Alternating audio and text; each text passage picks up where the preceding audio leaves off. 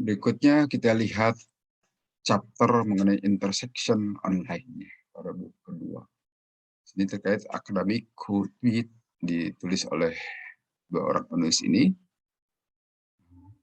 Di sini kita melihat bahwa karena semakin banyak para akademisi yang terlibat ya dengan persoalan teknologi ini, tentu saja kepentingan profesional terkait tentu kaitan dengan persoalan akademis, misalnya penelitian, juga pembelajaran atau pengajaran, dan dalam rangka membangun komunitas dalam mempraktekkan pengetahuan atau dalam menyebarkan pengetahuan, diperlukan lebih banyak pemahaman tentang keterlibatan dan partisipasi. Kemudian bagaimana akademisi menerapkan Twitter sebagai alat penelitian untuk mengembangkan dan memelihara jaringan penelitian. Dan tentu saja dalam pengembangan profesionalitasnya.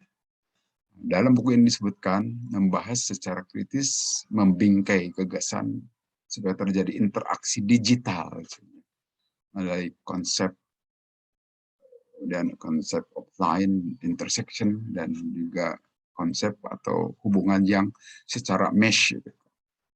Banyak keterkaitan dengan hal-hal yang lain. Di sini disebutkan in gold misalnya, menggambarkan kompleksitas yang berlapis-lapis, baik yang menghubungkan maupun yang berdekatan, serta juga melibatkan pertemuan dan persilangan eksternal di balik citra konvensional untuk jaringan entitas yang saling berinteraksi. Di sisi lain di sini, meshwork itu juga bisa mengkonseptualisasikan praktik online dalam kehidupan akademik sebagai suatu gerakan dan juga pertumbuhan dengan spasial yang lebih kompleks dan berlapis.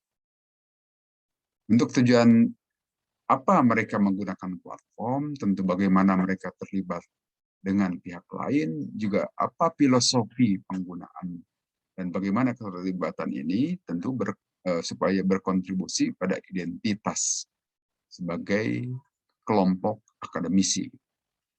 Tentu saja dalam hal ini akademik atau aktivitas akademik yang teridentifikasi itu di dalamnya harus mengandung ada perhatian, kemudian ada penyelidikan atau ada penelitian, dan yang tidak kalah penting di sini adalah digitalnya itu, dan juga ada visibilitas dalam berhubungan dengan pihak-pihak yang terkait tentu saja dalam hal ini. Ada yang lain misalnya disebutkan Louis di sini merasa nyaman berbicara tentang pekerjaan, menjangkau orang-orang, kemudian juga pengalaman dengan kerja-kerja ilmiah seperti disertasi, demikian juga dalam rangka membangun karir akademis. Tentu ini sangat dibutuhkan ya seorang akademisi, terutama dosen dalam hal ini, dalam rangka membangun komunitas dan juga menyebarkan profesi atau kerja-kerja profesional mereka ke komunitas yang pas. Dalam hal ini bisa menjadi satu jembatan. Kemudian dari Nicole disebutkan itu sebagai suatu pelatih digital di dunia online. Dalam rangka membahas materi serta realitas sosial yang berbeda dari seseorang akademisi. Untuk mempunyai channel mengenai startup, pembelajaran jaringan, pembelajaran media sosial, dan lain-lainnya. Sedangkan kalau untuk pengalaman lain seperti Conrad misalnya, menyebutkan bisa bergabung ke dalam komunitas tersebut dalam memanfaatkan media digital untuk kepentingan disertasinya, itu untuk mengejar PhD-nya atau doktornya. Kemudian juga bisa menjadi satu fasilitas untuk membagikan pengetahuan, terutama dalam pendidikan PhD. Nah, perlu diketahui untuk sekolah-sekolah di luar negeri, ya, itu sudah sejak lama memang menerapkan bahwa mahasiswa PhD itu harus melakukan publikasi dan publikasinya diterima itu sebagai syarat untuk kelulusan. Kalau di Indonesia itu baru tahun 2010 sebetulnya Ada edaran dari Ditjendikti bahwa para mahasiswa doktor S3 itu diwajibkan harus melakukan publikasi ke dalam jurnal internasional yang terindeks atau yang bereputasi minimal hanya satu. Nah, kemudian nanti berbagai perguruan tinggi membuat persyaratan lebih lanjut. Kalau seperti ITB itu harus 2. Tapi ada juga perguruan tinggi swasta belum mempersyaratkan tuh sampai tahun-tahun terakhir kemarin. Nah, untuk di luar itu sudah biasa. Sehingga wajar dalam hal ini pengalaman para mahasiswa PhD itu menceritakan hal-hal seperti itu.